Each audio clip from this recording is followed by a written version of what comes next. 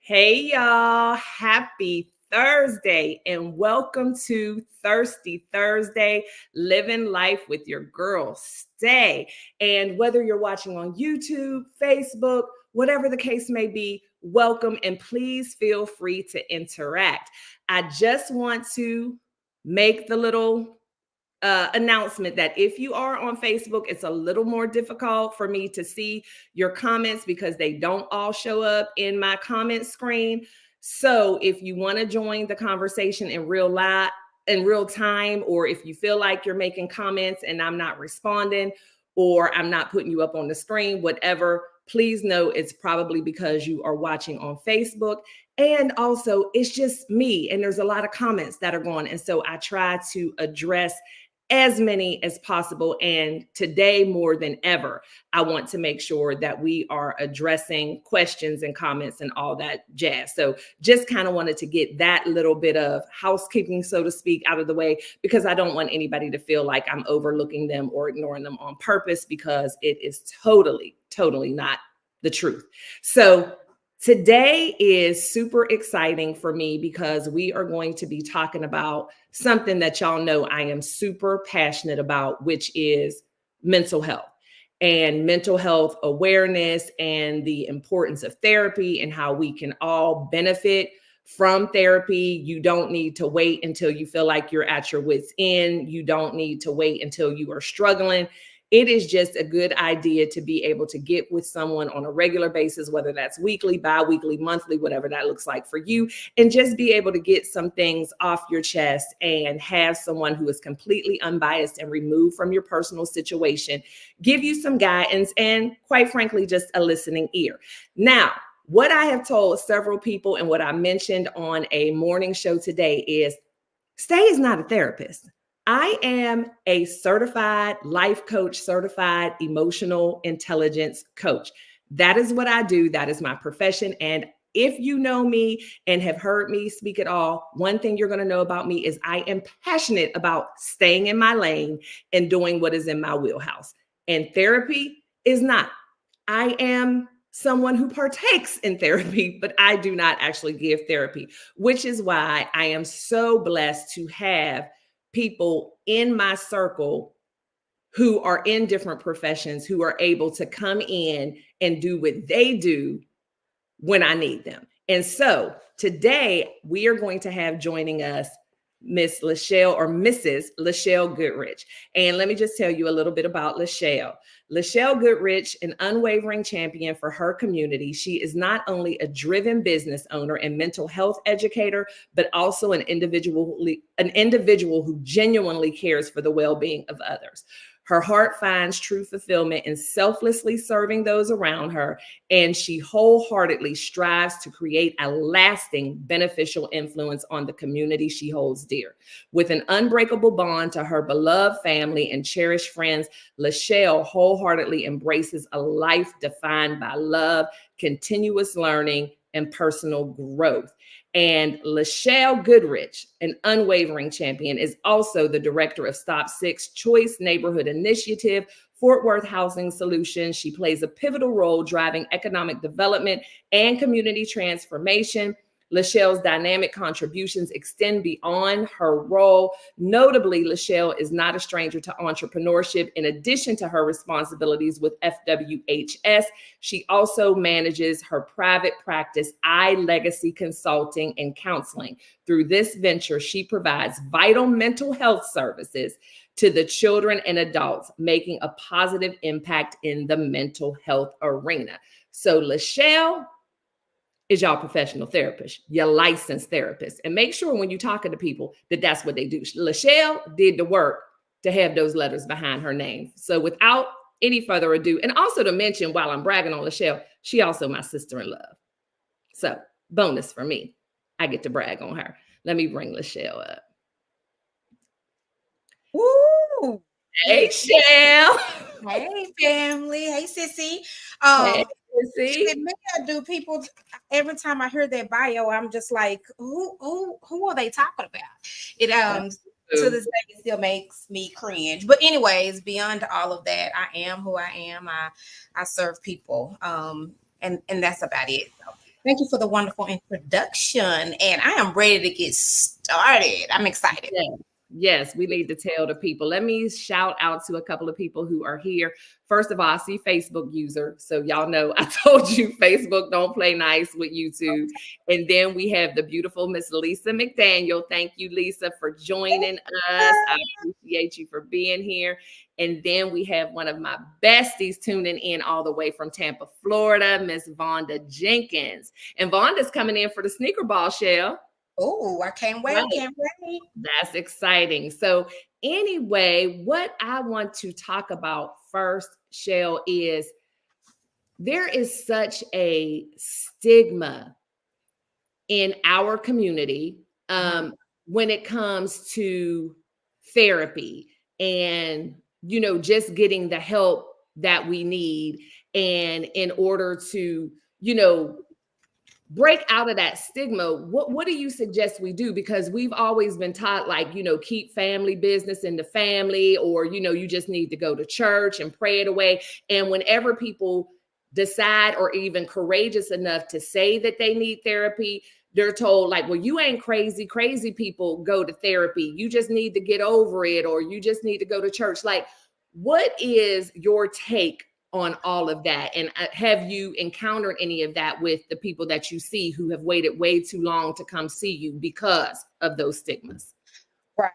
So, stigma. Stigma is, we use that word, but it's really associated with disgrace, right? Something that we should be shameful. It is dishonor or a stain. So when we talk about the stigma of mental health and then the stigma of various things, it means like it's shame, right? So I should be ashamed that I have a mental health diagnosis. And so of course, right? So I think we've all experienced the stigma of mental health and not really having the freedom or the liberty to express how I feel, or that I have these mental health diagnoses. Most mental health diagnoses cannot be seen. It's not a physical, right? So sometimes I think we as people, our minds are conditioned that if I have a handicap placard, right, we're just going to use that for an example, then I should be getting out of the car. I am limping, or I'm in a wheelchair, or I need some type of assistance because there is limitation in my walking ability. So that is something we can see, we can comprehend that, right? Whereas mental health, a diagnosis, you can't necessarily see those things. I think if we think of the more severe mental health diagnosis, maybe schizophrenia, when you see people may have either multiple personalities, or other particular, where you could maybe they're talking to themselves and they don't interact with others, then we kind of like, oh, okay, then there's something wrong. However, when it comes to those mental health diagnoses that we cannot see with the visible eye, such as depression or anxiety, then there's nothing wrong with you. You go to church, you pray about it, right? My brother and I, we grew up in the same household to a certain extent, and our father was a pastor, a preacher, and and so I grew up in that particular household. When I was growing up, when I was little, my mom and my dad, they were on the corner of Berry preaching and had me out there singing and all of those wonderful things, right? But laid a great foundation. But we did not know about depression and anxiety, and especially not with our children, right? We may have had, and I always kind of use this as an example, growing up, you may have experienced that aunt or uncle that big mama kept in the back room. Yes. That you knew you could not go in that back room because uncle or auntie so-and-so, they just got issues, right? And so how did we ever serve them in that particular mental health capacity? We didn't. We put them in a corner, we put them in a box, and we didn't deal we dealt with it the best that we knew how. And I Right. think now, talking about mental health and being more vocal about mental health, it removes a certain stigma, but I really believe, because the way our minds are conditioned, we have to constantly train ourselves and reprogram that thought process on how we look at mental health. And so, how would you say, or what would you suggest that someone who has grown up the way we grew up Mhm. and mental health not really being an issue that we were willing to address, how did you, or how would you suggest to someone else to be able to be the one in the family to kind of break that cycle and say, enough is enough, we need to do something? I think for me, I took a different path. I never knew, only counselor or therapist I knew about was the school counselor. Okay. Right, in elementary or in middle school, you got into a fight, then you did a little conflict resolution, or you had the counselor that would bring in the dare, right, dog. I don't know if y'all remember Mhm. that, but I'm clearly telling my age. And so you had the dare where you signed this agreement or this pledge to say, I dare not to take drugs. So I knew counselors of that. I did Mm. not know of counseling and therapy, of getting to the root of why do I do the things that I do, or why is my mind programmed this way. It wasn't until and actually, yeah, it really wasn't until I got into high school. I am had my daughter at a really early age, and so there was this social worker. I believe her name is Miss Sabrina. She was the social worker for teenage moms, teenage parents at Southwest High School. And she helped us navigate how to be a student, how to be a parent, and the social services that were connected in that particular arena. That Mhm. piqued my interest, right? Because I was like, oh, I think I want to do that. I think I would like to be able to help people. And then we would have these small, groups where we talked about some of the struggles as being a teenage mom, and as well as praise some of those successes. And so that kind of piqued my interest when I was in high school. And then of course went to college, and then got into a different field. And I'm like, no, this is what I'm supposed to do, is help people. Mhm. But I was so intrigued on environments, on how our environments play a huge role, and Yes. why we do things, why we say things, why we think a certain way. It is, so that piqued my interest. And so I was like, oh, although I was in the work where I worked at the Fort Worth Housing Solutions at that time. I always tell people I'm a repeat offender at the Housing Solutions. And at that particular time, I worked in resident services, and we coordinated services for families, individuals, and children that stayed in public housing. So Stop Six Mhm. Projects, Butler. And I was always intrigued, okay, why do we do these? Oh, our mind is conditioned. And if this is the only thing that I know, I don't know how to respond or behave in different settings. So I wanted to be able to do something different, right?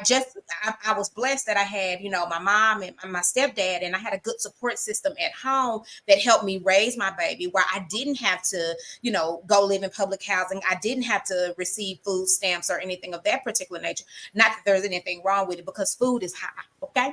Right. But I received some of those services, such as, child care assistance. And so I wanted to be able to assist people in different type of ways, but more so that piqued my interest. I really wanted to know, why do we do the things that we do, and what are some of those root causes? So that's really how I got into mental health, because my That's family to this day still cannot believe I'm a therapist. So. That is too funny. Let me say hi to a couple of people who joined, and then I want to take a deeper dive into one thing that you mentioned as far as the shame. And so our girl Monique is in the house. Hey, Monique, and wellness. And then Miss T with the T, whose show I was actually on this morning. We have Deborah. Hey, Deborah. Tim is in here. I'm trying to get everybody. We here. I don't want to miss anybody, but y'all already know if I do, it is not intentional. I want to go through and say, hey, my baby girl, my goddaughter is here, Miss Iman. Hey, baby girl. So I just want to say Shout out to hello. my good friend, Kenya. Hey, Kenya. Oh, thank you, Shell. Yeah, anybody I miss, make sure. Oh, thank you so much, Tim. Yeah, y'all hit those thumbs up. Yes, please do. All right. So I got is everybody that I saw. So if I missed you, I do apologize, but thank you so much for joining. And if you tuned in late, we are sitting here with the wonderful LaChelle Goodrich, who is going to be dropping some good mental health knowledge on us. So you mentioned the part about shame, which is something that I talk about a lot. It seems like a lot of times it's that shame and the family secrets or whatever that are the very things that destroy us and cause those generational curses. And even though you may be the individual who feels like you have the desire to go to therapy, you feel like something just isn't right. It's like the family is almost afraid for you to go to therapy because they're too afraid that you might tell some of their secrets. Right. And so a lot of times we have childhood trauma and we have things that we need to work through. And going to therapy is not necessarily blaming anybody. It's just that, hey, I recognize this happened, but the people who played roles in that sometimes want you to protect them when more than likely, and I'll even say all of the time, they probably need to be going to therapy too, but because they don't have the courage to do it, then they don't want you to do it either. And that is something that is so bizarre to me. It's just like, so I'm supposed to continue to suffer in order to protect you. Right. So shame is about, this is what I did. I don't feel worthy. Right. And so it's different from being vulnerable. Vulnerable is, is showing up when I don't know what to expect. But shame is it's the behaviors that are associated. And we talk about shame and I'm led to go back to, so I talked about that. I was a teenage mom. Right. And so I had my daughter at the age of 14. My parents could not wrap their head around like, oh my God. And they were, again, we grew up in church and all of those things that I could recall. And I'm an open book, right? When it comes to my story. And so I don't, I'm apologetic about all of these things. And so I can recall my dad, he had got up there and he had was preaching or did something. And like my dad was in tears as he shared, right, this particular message that his 14-year-old daughter is getting ready to have a baby. And so at that moment, I am like, I was embarrassed. I was shamed. Let me pull out the feeling wheel, right? I was hurt. But then at 14, I couldn't process, like, I was angry at him. But at 41, right, you flip those numbers, at 41, I can imagine on how he felt, a leader in the church. He probably felt shame, and he also probably felt like he let me down as a father, right? So when we talk about shame is so then I turn shame into, I have to switch from shame, is that how do I live in my truth? It happened, right? This is what's in my circle of control. And so I cannot live in shame, which is why I tell my story unapologetic. And one thing I tell people, listen, one thing about America, we like a good comeback story. And so if I can own my own stuff, then I don't give you the opportunity to shame me or to even tell my story, because my story is for me to tell. Yes. And so I own all of that. And once I own that, then I don't live in fear of, my story shattering me or whatever. So you have to own it. And we can't live in shame because it happened, right? I own these things. And now, how do I move forward? And moving forward, it looks different from everybody. And so I just want to encourage anybody that could be possibly dealing with shame, own it. It happened, on whatever it is, right? So if you're dealing with shame of having depression, right, because you're a leader and everybody in the community know you, and you will move mountains for everybody, and you mean to tell me, like, oh my God, how do I deal with depression? Yeah, because so many people look at things like depression and anxiety, which I have struggled with both, as a sign of weakness. And, and then sometimes they look at depression even as a sign of laziness. Like you just don't want to get up. You just don't want to do anything. So what is your advice to someone who is feeling some kind of way and they feel like it's depression, but what they're getting from people is you just need to get up, you just need to do something, you're just being lazy, or you're just feeling sorry for yourself? What is your advice to someone who is dealing with that right now? Find someone that you can talk to that you feel safe, one that is educated to have these conversations with you, that and again, it can't be your friend, it can't be your sister or your siblings, for us to get that unbiased for conversation to even get started. And so but then I also want to educate the people of, listen, depression is more, it is not, oh, I can't, you just get up and you'll feel fine. Put on some clothes and you'll feel fine. Absolutely. Mm-hmm. It is debilitating at times. Yeah. And it all depends on how severe it is. And so that is the ignorance of the community of, oh, it's just, yeah, you will be okay. Go get your hair done. Get up, take a shower, go get your hair done. Absolutely not. Depression will have you in a place where, in a frozen state where you cannot do anything. The things that you enjoy doing, you no longer have the desire to do those things. Taking your personal hygiene begins to decline. And so sometimes there is an imbalance of hormones that is taking place, so it may be, you may need, to do some talk therapy to figure out what is the root cause of what's going on. Yeah, because that's something else I wanted to talk to you about. A lot of times people just assume that depression is situational. So people may say, how can you be depressed? You have all this going on. You have a wonderful husband, a lovely house, a good career. I wish I had your life. People will say things like that. Well, I got this, and this going on, and your life is whatever. You say that. I mean, explain to people the fact, about depression and signs of depression and how it does not. Now, there are times where you can be depressed about a certain situation. However, that's not necessarily suffering from depression. So can you talk a little bit about the difference of just maybe being sad or going through something versus depression, no matter what things look like on the outside? Right. So what we as society here lately we throw around the word like, oh, I'm depressed.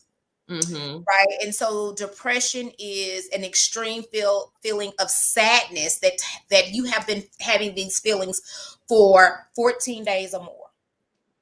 That means that you no longer have the desire to do the things that you enjoy. That means that you have now become isolated again, 14 days over the past 2 weeks. If I give this, this assessment, over the past 2 weeks, you feel like sometimes you may feel like that the world is a better place without you. So you no longer have, you may not necessarily want to hurt yourself, to kill yourself, but you're okay if you're no longer here. And so there are things that are situational, right? Your child come and tell you whatever. And so you may be extremely sad for the next 2 weeks, right? Or whatever. That's situational. We can still have to process ourselves up out of that. And however, sometimes we are predisposed to certain mental health diagnosis. Our grandmother or our mother or our father, right, could have dealt with depression, and so then now I'm predisposed to that, and so that means I am more likely to deal with, right. And so a lot of times we like to just use diabetes. Well, you're predisposed to being diabetic because your mama was a diabetic, your granny, or genetically because you're Black, right? That you may be predisposed.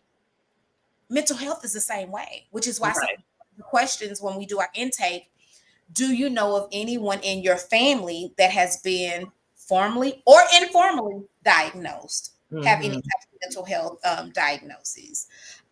And so, no, it is not just, oh, let me get up, go get my hair and my nails done. Sometimes it is, I need to do talk therapy.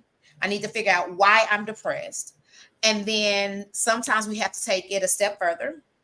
And I need some medication to bring some type of balance. So I need to increase my serotonin, my dopamine, and so forth, those particular chemicals. Okay, good. See, and that's good to hear because so many people, I think, just get it confused and feel like if it doesn't look like anything is wrong on the outside, then there's no way that you can be depressed. And then that's when they'll say things like, you're dramatic, you're being a martyr, you're too sensitive, things like that. And so that's something that I really wanted to touch on so that people can realize and be more empathetic and be educated. And so I am always talking about the fact that I feel that therapy is good for anyone. However, I think there's also people who are out there who are like, well, I'm just fine. I don't need therapy. And so I just want to kind of talk about that because I'm big on saying in so many different arenas, like get ready. I mean, stay ready so you don't have to get ready. Right. So I feel like, in my opinion, because of the things I went through, I wanted to get my kids started in therapy early. I did not want to be the only person that they had to talk to. I didn't want them to feel like they had to go to a guidance counselor, because your experience with guidance counselor was even better than mine. Because for me, and I'm telling my age, the only thing our guidance counselors helped us do was get our schedule together for the school year and prepare us and make sure we had enough credits in the right classes to go to whatever university we wanted to go to, period. We didn't talk about anything personal. The most we talked about as far as anything personal would be, do you have family support to go to school? Are you going to need financial aid? But anybody talking about how you feel at all, we didn't even do. When I was in school, we didn't even have DARE. I mean, I think Just Say No to Drugs came out when I was in high school. So we did not talk about those things, but it was just important to me when I had children. Like, for instance, my sister went to therapy when we were kids only because she was terrified of dogs. So even if she saw a dog on TV, she was flipping out. And she did have a bad experience as a young child, and she was terrified, but it got so bad that it kind of was debilitating for the entire family. Like, we couldn't go anywhere, do anything. And so my parents were just at their wits' end. And so they went to took her to therapy basically to fix that. And so that's why she went. But see, I was still over here dealing with what I was dealing with, but it was like, you good. You ain't scared of dogs. You don't, whatever. And so I just want to talk about, in your opinion, and I'm going to speak to a couple of people, but then I want you to address, who do you think could benefit or who needs to go to therapy? But before you answer that, I want to say hello to Regina Lewis Williams, who joined us. Yes. Hello to Nick. Also, hello to the Everyday Life of OCD-ish chick. And so that's another thing. That's funny. OCD-ish chick. So that is definitely something that we would seek therapy for as well. And that's something too that I think people say a lot, and maybe we can touch on that and what that exactly means. But I wanted to look, I also have over here Facebook, because I'm trying to be real intentional. So we have Paula over here watching on Facebook, Monica watching on Facebook. I just want to thank all of you. Hit that like button. If you have any questions for LaChelle, be sure to put those in the comments and we will address as many as we can. But with all of that to the side, who needs therapy, Shell? Listen, everybody, from the president. Well, we already know the president, the Pope, your pastor, your mama, your daddy, your granny, everybody.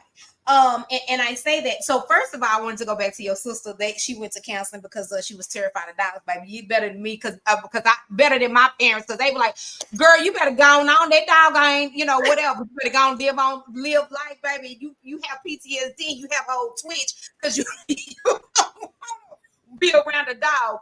But listen, but I would say back then, for the most part, people that I could recall that received therapy was like the kids that I went to school with that were in foster care.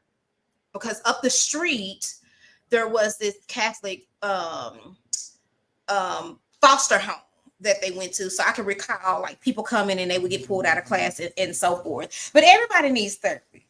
Yeah. Everybody, my And children. what are the benefits of therapy for someone who doesn't think that they have any problems? Then the benefits would definitely be to first identify why you think you don't need it, right? And That part. why you don't think you need it at one point in time in your life. Because one thing for as therapists, like we should have a therapist. I want us to look, because we hold pastors and reverends in such high regard, rightfully so, to a certain extent. If we go back and we look at just history on how many have committed suicide. And so this is where I really want to speak to, leaders, no matter the capacity, you director, pastor, first lady, but people that that people look up to, right? That is a heavy weight to carry. Politicians, because people think that that folks aren't human, that they don't have proclivities, tendencies, things that they are drawn to that they probably should not. And so when things come to light, um, leaders don't know how to necessarily handle those things properly. And so when you go back and you look at the history of how many pastors have committed suicide because they did not feel like they had a safe space to process whatever they were going through. I always tell people, I would say to COVID, virtual and telehealth has really grown. And so Yeah. I've had the privilege to serve people across the state of Texas. And if I would have decided to get licensed at other states, I would have had that access too. But you never know who you will serve. And when I have the privilege to serve leaders and dignitaries, they get exactly what we get here, the realness. Because so many people hold them to a high esteem, they feel like they have to continue on with those things. And so, if you are in any type of leadership capacity, it is us that need therapy, to have a safe space to process this heavy load, to process all of the responsibilities that are given. And so I would first say, anybody that think that they don't need therapy, let's talk about why you think that you don't. Let's look at the root cause, and let's look at the conditioning of our mind and why we do the things that we do, and being held accountable to behaviors and so forth. So.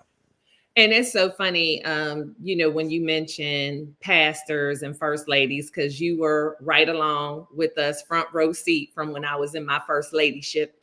And what I can say is it's a heavy load because of everything that you deal with in leadership positions, but so much so when you're in church, because the people who you are leading think that you're their therapist. And so now you dealing with your stuff and everybody else's stuff, and they're expecting you to be able to help them fix it or pray them through it.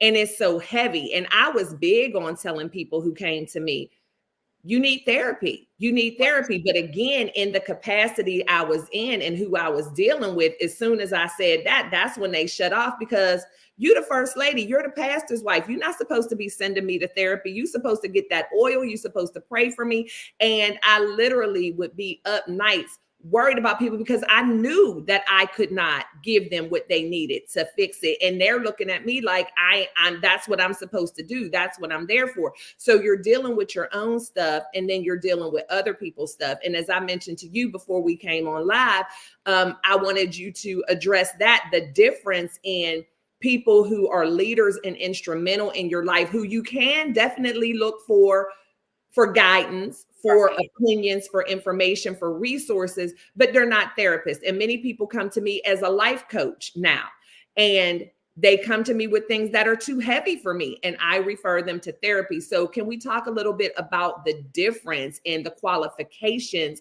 of who can help you? Because your pastor does not necessarily have the capacity to help you with whatever you're bringing to, which can also be adding to their issues. Yeah. So first, I want to apply any religious-based pastor, whatever, that they talk about mental health. Two, that they refer their church members out to a licensed professional, and that they don't try to administer counseling of their mental health counseling to them. One, because there's a different, there's a level of power dynamics, right? And so if you are my pastor, for some way, shape, form, or fashion, my mind is conditioned that everything you say is straight from heaven above, right? And so Right. then I'm going to hold on to your word. Not so. And so any pastor or someone that holds that particular power and that title, kudos to you that you are referring people out to people that has the education and the experience to do that type of work. Life coaches and licensed professional counselors, therapists. We tend to use counselors and therapists interchangeably. Life coaches really focuses in on your future. That means that I am coming to you, Stae, because I feel stuck and I don't know how to take, what's my next step, or how do I move in my career? What do I need to go? What do I need to do to help me, elevate and promote in my career, or something of that particular nature? Or maybe I work a 8 to 5 and I want to launch out into entrepreneurship, right? So I would come to you to say, hey, I need the tools because I feel stuck, and I need the tools that's going to help motivate me to launch out. And I'll, provide, whether it's networking, all these other things that life coaches tend to focus in on the future, your goal. There is a certification that you can get, and you can go online and you can complete XYZ and you can become a life coach. I am not diminishing the value that life coach brings to individuals. However, when you're talking about a licensed professional counselor, oh Lord, we pay a whole bunch of money and I do a whole bunch of hard work, because it is advanced degrees. You have to, of course, get your bachelor's, and you must get a master's that focuses in on mental health counseling. Once you do all of that, there's several tests that you take. You take 2 tests, state, and you become licensed through the state. And when I say licensed, I mean it is regulated through the Department of Human Services, licensing, and all of those things. We have to get it continuing education. But before I take my test, they say pass or fail. Once I pass, I have to get over 3,000 supervised clinical hours. So I could see you as my client and I'm your therapist. One, I have to represent that I am an associate. That means I am getting supervised. I'm getting supervision. So that's what that is. We also you continue to hear me say we focus on the root cause. What is the stem? Why am I angry? So then we focus in. Okay, so what happened? Let's process this trauma. Let's talk about it. And then let's process, how do we move forward so this is not continuing to be a stumbling block in my life as we move forward. Also, I would say 90% of the time, health insurance does cover mental health counseling. So, or it is reimbursable. So there's no particular timeline. Most of the time when you're doing life coaching, we'll say like, hey, you're going to get 10 sessions, and then this is the right. goal. And so forth. Yeah. So. Yeah, because life coaching shouldn't necessarily be ongoing forever and ever. Amen. You should reach a goal and be okay, even if you need to come back because you have a new goal, where therapy should be ongoing. We have a question on Facebook. It says Facebook user, but I saw it was my girl Tam Bastille, and she wants to know, is there a directory of Black therapists? Many people would like to go to a therapist that looks like them. And so when you answer that question, I would also like you to touch on, like, how do you know when you found the right therapist, and what should you be looking for in a therapist? So yes, Facebook, we have all of these groups. So there's a group called DFW Black Therapist, DFW Healthcare Providers. And then once you go into that particular group, you can hit the magnifying glass or the search bar, and you can just type in therapist or counselor, and then it should be able to pull up. You can also look under psychologytoday.com, and it shows you various profiles of people that have been verified, right? Verified that they have license or so forth.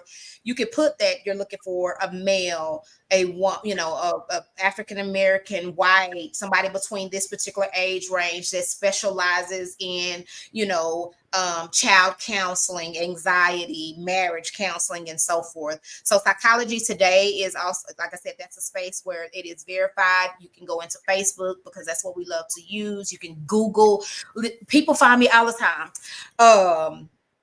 Black female therapist in Fort Worth, DFW. That's because that's one of my questions. Like, how did you find me? How would you? Because a lot of it's word of mouth. Oh, I just Googled. Okay, and then you pull up my website. You can kind of or go to social media and kind of get a feel.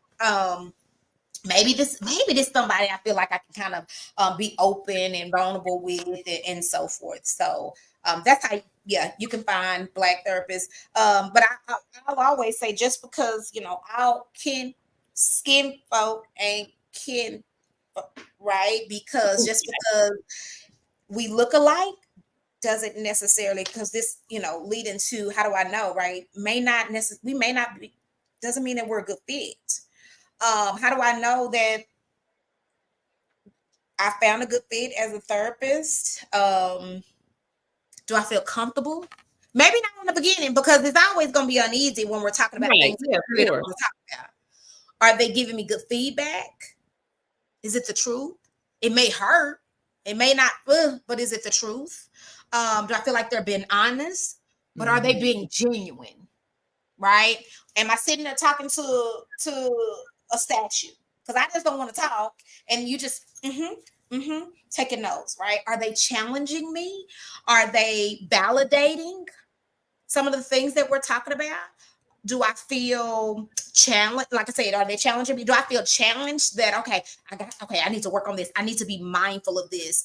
I'll tell you, for me, when people come to me, because I have several long-term clients, they feel like, I feel like I'm talking to one of my friends. I feel like I'm talking to a homegirl, but a homegirl that oftentimes challenged me to make me think about, why did I do that? Or should I have said this? Should I have done this a different way? And why am I talking to this person in this particular manner? Oh, because it stems back to when I was 10. This is how this, and this. Okay, so now, I recognize these behaviors. So it should feel comfortable. It should feel safe. It should feel like, okay, I know she told me I shouldn't have done, but I'm getting ready to tell, this is what I did, and this is how I did it, and okay, we're gonna back our way out of this. So it should feel safe. It should feel genuine. We use the term good vibes. Yeah. But also, you want to be challenged, because why do we come to therapy? We notice that I need to work on these things, or I need to restructure these things. And so I want to feel challenged. It's one thing that I can just come, we have a casual conversation. But how am I being challenged and provoked to implement change? So it definitely should feel safe. Right. And so what does that challenge look like with your counselor? So is it just the whole accountability piece, giving you things to work on and then checking back in with you to see if you're implementing those things in your life? So I would say, it varies from person, right? Because, I could feel like, I need to give this person homework, because I'm not a cookie cutter, right? So, but if I know that this particular dad has full custody of 4 children, and trying to, because his wife passed away, and trying to balance, I don't need to give him homework. Nothing that he needs to write down and journal. I could give him something of doing, once you drop off all the kids and you're headed to work, let's take 10 minutes to yourself and do a voice recording on something that you feel accomplished for this week. Right? You don't have to email it to me, but we're going to talk about it on the next session. And then I'm talking about, so why did you feel accomplished in this moment? When made you say, okay, I can do this, I can breathe? Or when did you identify that you had a good night's sleep?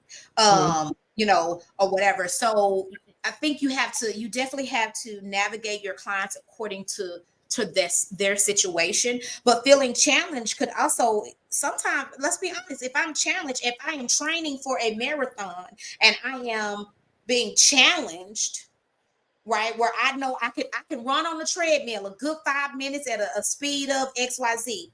But if Mhm. I am being challenged, I know I'm trying to push myself to 10 minutes at a higher rate. It doesn't feel good. So it may look as if, if someone come to me and say, I've been having issues with my husband, and I don't feel like we are good partners because he's not helping me with the kids. So my Mhm. challenge to you may be, okay, so we talked about you sitting there having a conversation with him, and were you able to tell him what you needed? Because we can't be mad if we don't convey what my needs are, Right, right? putting those unfair expectations on people. There you go. Because sometimes we live in this fairy tale world in our head to say, well, he should just know. Absolutely not. No. So that's what, and so it doesn't feel good. I have a couple of folks that say, I don't know why I keep coming back to you. And so I said, because you see progress.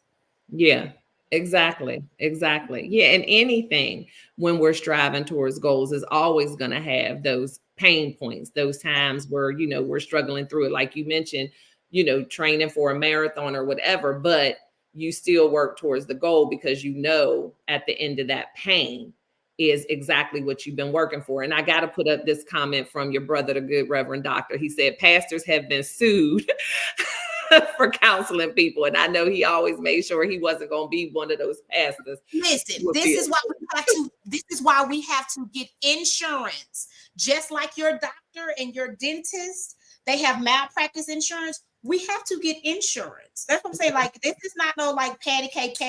You're going to sit and you're going to talk to me for, 35, 45, 60 minutes. And then I just go on with my life. Absolutely not. We have to have insurance because people will sue you. You better have a good attorney as a whatever it is. So yes, pastors have been sued. Yes, and he made sure Been he sued, stayed on and that. people have come to the church to harm pastors as well as therapists, right? So you better have not only good life insurance, you better have your good bodyguards nowadays, because you just never Absolutely.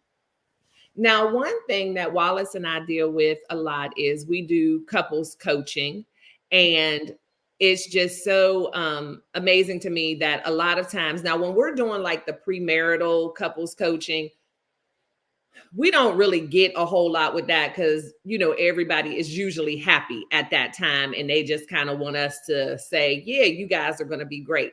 However, it's the couples who come to us that have been married for years and years, and oftentimes we have turned them away because they don't need coaching, they need counseling. Number one, we're very aware of that. Like, we have no problem telling people we are not your people. It's not, our thing, our passion is to help people. And again, even with couples coaching, we're doing just like you said. They come to us with a goal in their relationship, things they're trying to do, very surface, but they may just have problems navigating it, and we help them get to those goals. However, there are times when we identified that coaching is not what they need. They need therapy, but we've also noticed where one or probably both probably need to do that individual work before they come in together. And so I kind of wanted you, because that's so much of what Wallace and I do with the hallway and talking to coaches, and me with, live your life, love yourself first explicitly, the importance of doing that work as an individual before you come in. And sometimes even with family counseling, I would imagine, because we don't deal with many families, but the importance of doing individual work, because what I recognize, and I'm sure you see, where a lot of times when you're coming in as a couple or a group, people aren't comfortable in being 100% vulnerable and really speaking their truth in front of that other person, whether it is their spouse or their mother or whatever. So what do you feel about doing that individual work before you come in together? First of all, don't call me because I don't do couples counseling. I don't do couples counseling. So absolutely. So people, yes, I get calls all the time. Hey, you couples, I do not. What I will do, I will see one or the other. And then y'all find someone that will see you all collectively. We have to do the work on ourselves first, because I'm part of the problem, you part of the problem. I need to figure out, why do I continue to bring my problems or continue these same behaviors? You need to figure that out. And then collectively, we need to figure out how we're going to work it out. And so kudos to you and Wallace. Y'all, Wallace married me and my honey. Hey, honey, I know you're listening. And so yeah, so definitely we have to do the work. Even with families, doing family therapy is really hard. One, you have to have an identified patient, right? But everybody, right? Because you just don't want to pinpoint one, but okay, this is what you're bringing. This is how you're contributing to whatever the problem is, and this is what you're contributing. And then collectively, this is what we can do to change, the issue or whatever is going on. But I highly, if you are a couple marriage, in a marriage and you're looking for counseling, if you were dating, whatever, I definitely would say do your own work, and then collectively it makes it so much easier when you do couples counseling, because then this is what you need to work on, right? Knows what he or she, whatever, needs to work on, and then collectively it makes it so much easier. You said Wallace married my husband and I, and just as if on cue, look who pops into the chat talking about Mr. Goodrich. Hey, brother-in-law. Let's see. We have a comment here from Vonda. How do you bring the issue out of them? I found that people that are having mental health issues do not open up. How are you able to get them to open up, especially younger people that are closed off? Okay. So I'm not gonna say being you. So I would say I've been blessed to be able to speak to people across our lines, right? I am who I am. And so when it comes to people that are closed off, I always listen, we all got issues. This is a prime statement that anybody that see me listen. We all got struggles. We all have things that we deal with. Nobody is perfect. And that is how I start off. Nobody is perfect. We all got issues. And I may give a snippet of a story or something that I have encountered. Like I shared that, I had my daughter at 14. Even when somebody that has been married for 20 years and they may have gotten a divorce, and now that particular woman or man, they're trying to navigate life differently. And so then, because I tell people, I've been around the block a time or two. Don't let it fool you, right? I'm 41, but I've been around the block a time or two. I was married. My first marriage lasted for 14 years. I have 2 children. I'm 41, they 26 and 20. So this girl has been around the block. I've been in church. I've not been churched. I've been a little bit here and there. So when I open up like that, and they don't have to know my full story, but just a snippet, like we all struggle with something. No marriage is perfect. My husband, he get on my nerves sometimes, and I get on his, right? And so being able to talk to people, one, to kind of make a little joke where they feel like, okay, I've broken the ice, and she just told me she's not perfect, and she shared a little bit. Then they're more prone to feel like, okay, now let me talk. When it comes to young people, it's the same way. I use their vernacular when I'm talking to them. Your mama not in here. I've already established rules with your mom. This is your session. This is a free, your safe space. And I mean that wholeheartedly. Like mom is on this screen, they on this screen, I'm on this. Like this is your child's safe space to talk about. If there is anything detrimental that I have to report to XYZ, then I do that. But I want to be able to make sure that I create a safe space. And guess what? We like to use the word, I don't have a room to be judgmental, to judge anybody. But with youth, I use the words that they use. Listen, we're going to stand on business. No need to lie to me because I ain't lie to you. You could tell me about, whatever. So yeah, just really being down to earth and speaking their language, knowing your audience. Another part of being culturally competent. I don't come to the table using clinical words. I don't need to. I did all that. I passed my test and all those other things. Mhm. People want to know that you are real, that you are human, that we share some of the same issues or struggles, because I'm a firm believer we are more alike than we are not. Absolutely. So you want to be relatable. Yes, Yeah, absolutely. absolutely. Let me see. We had a couple of other people join. I want to make sure I say hi to Laregia Mann. Hey, Also, Larissa. oh, is that Larissa? I'm sorry, I'm pronouncing it wrong. I'm glad you're here, sis. Cece's Texas Garden. Hey, Cece, thanks for joining. I think I spoke to you already, Kenneth, but just in case, I want to make sure. And then Miss T is hashtag stand on business. Yes. And that's the thing, not talking at people, talking to people.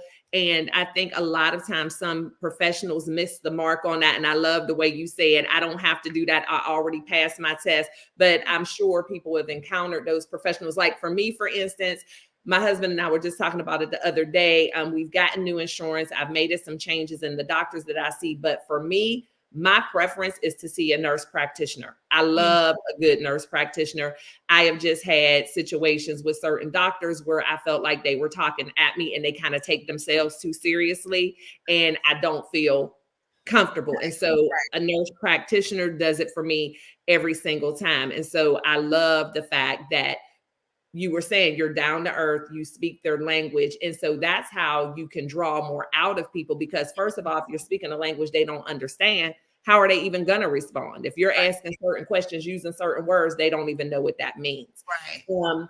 So something else I wanted to kind of talk about was we have those certain mental health issues that are the ones you mentioned earlier, such as like bipolar, schizophrenia, things like that, that maybe seem a little more obvious than depression or anxiety. But one thing that I've run into when I have dealt with, whether it's been family members, friends, coaching clients, an issue a lot of them have with not wanting to go to therapy or to see a psychiatrist. And you can also talk about the difference between the therapist and psychiatrist, because this question is going to lead to that, is they're afraid of being put on medication. And so, or they've been put on medication and they don't want to take the medication. So a couple of things I'd like you to unpack is, again, the difference between a therapist and a psychiatrist, and then how we can be advocates for ourselves when it comes to the medication and what it kind of takes to, maybe you need the medication, but maybe it's just not the right medication, and kind of what your rights are and how you can stand up for yourself and still get the care that you need without somebody forcing something on you just because they're the professional. So the difference between a therapist and a psychiatrist, or a therapist and a psychiatrist, is I'm gonna, we did the comparison between a life coach and a therapist. A psychiatrist, they are a doctor. That means they have a lot more education and tests that they have to do. They have the authorization to write prescriptions. Therapist, we do not. I want to be very careful on how I frame this, because I much respect to the profession, but most psychiatrists do not provide counseling. There's a lot that do not provide counseling. They will tell you to go to counseling to see a therapist, and then you would see them for your medication, right? And so you would go and you would see them. Okay, so how is this medicine working for you? Do you still feel good with this, or do we need to increase the dosage? Do we need to decrease it? So they ask you, how do you feel the medicine that they have given you? Or they've said, okay, I've assessed you according to what you did in therapy, or I've assessed you, and I feel like this is your, formal diagnosis, and then this is the medication that will assist you in being the best version of you, right? So that is the difference between the two. They have much more education. They have authorization to write a prescription. So that's the difference between those two. What else did you say? What was the second part of that? And so some people I know who feel like maybe, or already have been diagnosed with, bipolar, schizophrenia, or whatever, either no longer go to their psychiatrist and therapist because they've been put on medication and didn't like the way it made them feel and just felt like that was the only thing that they were going to get out of going, or either people who are afraid to go because they feel like all they're going to do is put me on medication and they feel like they won't have a choice. So bipolar and schizophrenia is probably it's probably the two diagnoses that you will always have to take medication for, especially schizophrenia. So what happens is if we are placed on, if have bipolar or schizophrenia, we take these medicine, and if we get it right, if whatever the first prescription that they prescribe for us, if it fits, feels right with our body, then what happens is we will get, individuals will tend to get, oh, okay, I'm better, right? You are better. And so, but they're not making the connection that you're better because the medication has done something, the chemicals in your brain to say, okay, we feel good. We have these things that are balanced. So what happens is they was like, I feel better. I'm good. I don't need the medicine. And then eventually we revert back because the medicine was helping. And there's no magic pill, so we should also be incorporating coping skills along with the medicine. And so we have to be very mindful, because then we get this false sense of I don't need, because I'm good. I did it on my own. Well, you needed some help with that, if that makes sense. But I tell people, you have to be your biggest advocates. I especially tell parents, you have to be your child's biggest advocate I don't care what doctor that you're going to. And so when I say your biggest advocate, and so say for instance, if you're a parent and you have a child that goes to a regular doctor and they was like, well, there's nothing wrong. So you mean to tell me we keep having these same issues and we keep showing back up to the doctor's office, we keep showing back up to the ER with these same symptoms, and you mean to tell me that there's nothing wrong? So we have to be vocal. I don't care how many degrees, what titles that people have, we have to be vocal to say, I'm still not quite understanding it, because we still have these same signs, symptoms, and behaviors. So help make it make sense to me, because sometimes in different professions, we tend to ignore.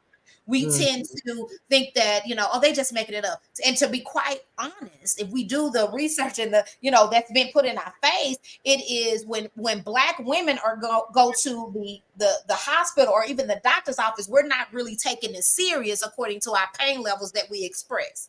Yeah, I just talked about that last Thursday, girl. And so as much as we're supposed to go to the hospital to get the help so we can recover and we can be well, sometimes it is also a death sentence, because we just don't trust the system. Why it is imperative to have culturally competent professionals that listen. Okay. Again, just because you look like me, because that's neither here nor there. All right. So we have to be our biggest advocate. Yeah. So if it's me and I am example, for the past 5 to 7 years, I have struggled with sleep. Okay. I would go to my doctor and I said, I'm not, I can go to sleep. I cannot stay asleep. It is like at 3:00 in the morning, my brain wants to think about who my 3rd grade teacher was. What was my daddy's occupation on my birth certificate? Like stuff like that. Yeah. Or I didn't do this at work. I need to, oh my God, I need to finish. Did this family do this? Or I did, right? So I continued to go to the doctor's office for years. I can't sleep. Well, they said, well, we're going to give you this medicine. Then we're going to up the doses. I'm like, I can go to sleep. So eventually I said, enough is enough. So I ended up, was going to my therapist. And so she said, have you ever thought that it's anxiety? Anxiety? Girl, therapist, I diagnose people with anxiety and depression. She was like, it's anxiety. So what I want you to do is this, and this. And wasn't this missing that, or I was, because, oh my God, I have anxiety? Absolutely not.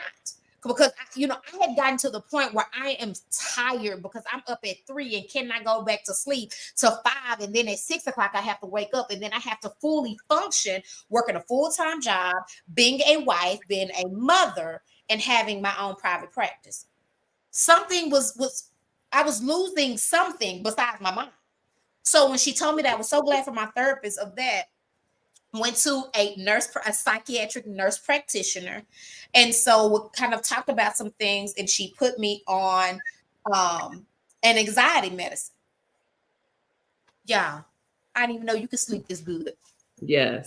And when even when I say, like, I did not know that you can sleep from 11. I hadn't seen from 11 to 6 in a long time. Yeah. But it wasn't until I got sick and tired of saying, yeah, don't keep upping the dosage of sleep medicine because I can go to sleep. I cannot stay asleep. So at 3 o'clock in the morning, when I found myself having NyQuil on the side of the bed, it kind of swallowed it, and it still wasn't helping. I was like, okay, something gonna have to give. And so when I say being your biggest advocate, to say, okay, enough is enough, because this isn't working. Or if they give you something and they say, okay, you take this medicine for your depression, and 21 days is what we say. Let it work. Try to see how it works for 21 days. After your 21 days, if you still don't see any difference, then you go back to your doctor and say, hey, this is that. I still feel the same. And right. so And that's why I kept that comment on the screen. I don't know if you saw that, Shell, but Kenneth was saying, I used to take medication for my depression. It only made me more depressed. So I was thinking as you were talking, that was one of the situations, because I'm sure that is possible. I was talking about last Thursday how all those little side effects and stuff that they run through real quick at the end of the commercial, we need to pay attention to those for us. And I was also explaining how a lot of the doctors who are prescribing these medications don't even know a whole lot about them. They are buying pharmaceuticals from someone who came into the office and said, I have this and it works for that. So in Kenneth's situation, I would say is very much the same as what you were talking about, going back and advocating for himself and saying, hey, I took this, but it did not do what it was supposed to do. We need to find something different. Exactly. There is, I want you all, when you said, these doctors, they don't even know, what they just seen somebody that probably that was cute, looked good, that was from the pharmaceutical company, and they stole them this good thing. And so there's this movie on Netflix called Pain Hustlers. You all get a chance to watch it. It is really good. So, right. So, Kenneth, you said, it only make you more depressed. So if you know that it was making you more depressed, I encourage everybody to go back to your doctor and say, okay, this isn't working. So as we have these headache medications that we can get over the counter, Tylenol, ibuprofen, Aleve. So they make them, they really are for the same thing. They're a mild pain reliever, right? And so ibuprofen does not work for me. Tylenol does. So just because if this is the first medication you decided to give me that I know that I have XYZ depression, do I just say I'm not going to take it because it didn't work? Or do I say this isn't working? What else can I do? Or what else can I take? Yeah. So if ibuprofen doesn't work for me, right. But don't give up, especially if you're still having the symptoms of depression, or if you're still having the headache, whatever it is, you don't want to give up, but you need to, again, advocate for yourself and have the conversation. And then sometimes it does mean maybe you need to be going to another medical professional, whether it is a doctor, psychiatrist, whatever it is. So I hope that helped. Kenneth. And so Vonda says, I never realized how many people suffer with anxiety. This is a real serious thing in every community. And I want to talk about that because that is the one that is the most prevalent with me is anxiety. I've suffered with depression, but it's not anything that I suffer with long term. And I pretty much have a handle on it. But the anxiety is something that I deal with almost daily. And a lot of people in my life, even the ones closest to me, don't even really recognize it or understand what that looks like, because I've been dealing with it since I was probably about 5, my first panic attack. And it was the whole put your head between your knees, breathe into a paper bag type of thing, hyperventilating. And I've learned how to mask it over years. But it's also one of those things too, where I feel like it's as the world has become a little bit more accepting, a little bit more open to mental health, I do feel like some things get watered down and the word anxiety and panic attacks get used very loosely. And people don't understand necessarily what that means. And when there are those of us who suffer with it, and I say certain things like, and Shell, I think we just had this conversation recently. When I say I'm socially awkward, I suffer with anxiety, I'm shy, people always want to be quick to say, no, you're not.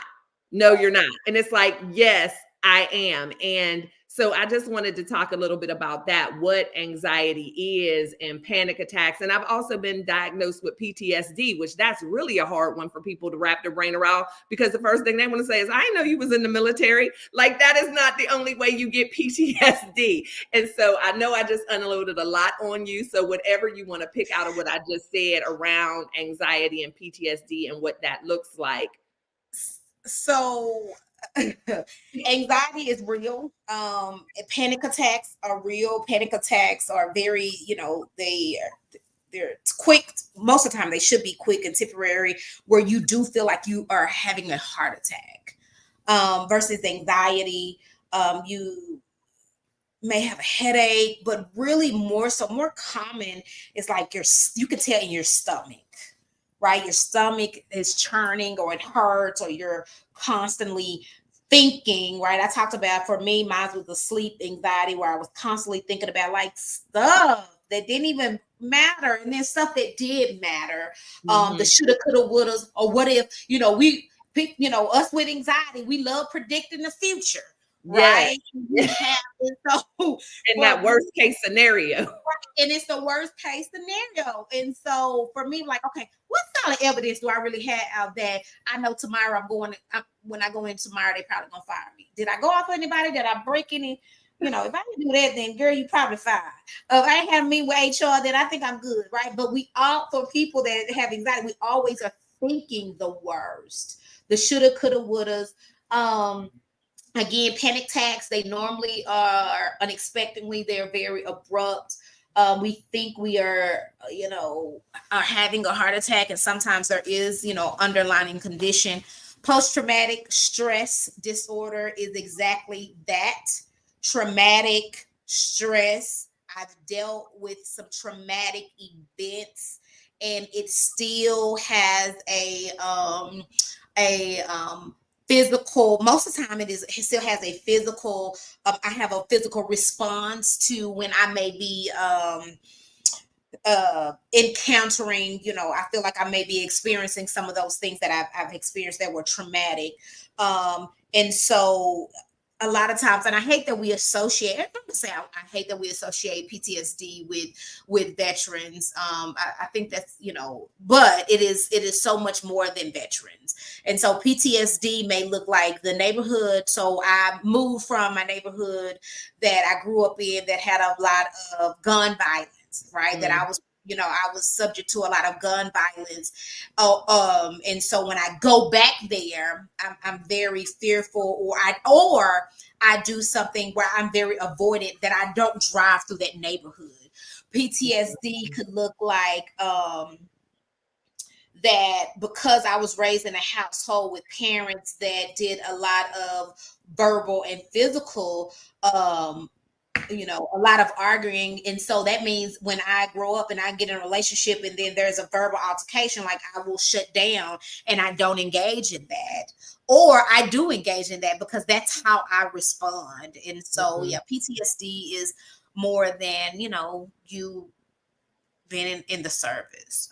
Yeah. And it's like, and there's certain things that will trigger you. And that's another word that gets thrown around a lot these days, triggers. But and sometimes you're completely aware of what's triggering you, and sometimes you're not. I know for me, sometimes I have to process it, like, why am I feeling this way?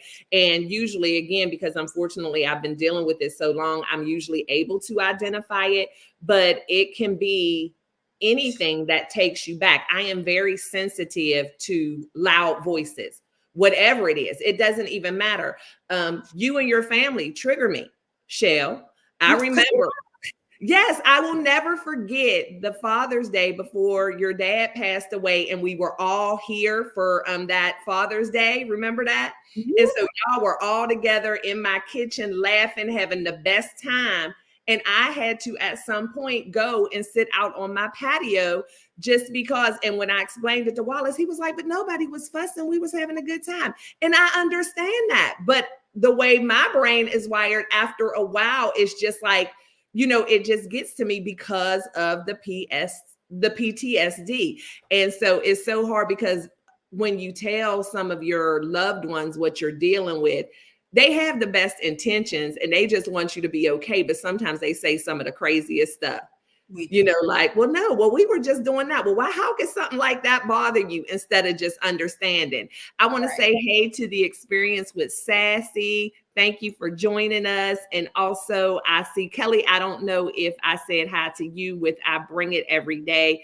Thank you so much for joining us. And so one thing too, and I'm not going to hold y'all much longer, but I want to talk about how those of us who are maybe not dealing with any issues of mental health issues, that we are aware of. And so we feel like we're good and maybe we don't know exactly how to deal with it. And so I'll share with you several times during this conversation where I feel like when I've expressed things to people, the responses that I get are not the right response. And I know that people most times have no malice intent and mean no harm. But what would you say are the best type of responses for people instead of saying, well, you just need to pray or nothing's wrong with you? No, that didn't happen. You just need to calm down. That's not, because sometimes when you talked about how those of us with anxiety are constantly thinking in the worst case scenario and whatever, I've been told before, that's not even rational thinking. Not a good thing to say. It's like, and I know again, because I've dealt with this so long, that I understand that it's not rational. However, in my mind, I'm thinking that if we do this, this, and this, there's going to be death and destruction on the other end. No doubt about it. If I call one of my kids or Wallace 2 or 3 times and they don't answer, I'm already planning a funeral in my mind. I cannot help that. And then of course, they're like, what do you mean? We're fine. So can you help those people deal with my people? I would say, listen, definitely we have to learn how to validate. We definitely have to, we have to stop being so dismissive because we tend to do it. I know I am hard. I probably can be very dismissive when it comes to, close friends of mine. And so I have had to work hard to not be dismissive, but definitely validate, be dismissive. And if you don't know what to say, be quiet. Just be quiet. And so, you're not supposed to have all the answers. This is why, talk therapy is good. Like if you don't have any issues, just having a safe space to talk about the day, to talk about the week. And I promise you, you're going to be like, right? If you just sit down and you just talk about the day and then you start, you navigate into how your boss said this and how they got you messed up and no, they didn't. And, oh, I'm going to get them back. And, they don't know who they talking to or whatever, right? Or I'm a man. I can't believe my boss, who is a woman, talks. So when you really just, okay, oh, ain't nothing been going on. Work has been this, but you know what happened at work and this, and the co-workers was doing. Then you start to really talk, but you have a safe space, one for, your therapist to not be judgmental, to listen, to allow you place to process, to ask those open-ended questions, to pull a little bit more out of you. And so, just if you don't know what to say or you think that they're being irrational, then you listen, don't say anything, or you validate. Yeah, and that is so important. I love the fact that you said don't say anything, because I know a lot of times for me that I don't need anybody to say anything. Right. And again, I can't say enough that I don't think that there's any harm in people who are close to you just want you to be okay and they want to be able to fix it. And it also makes them feel uncomfortable to even think about the fact that you're not okay.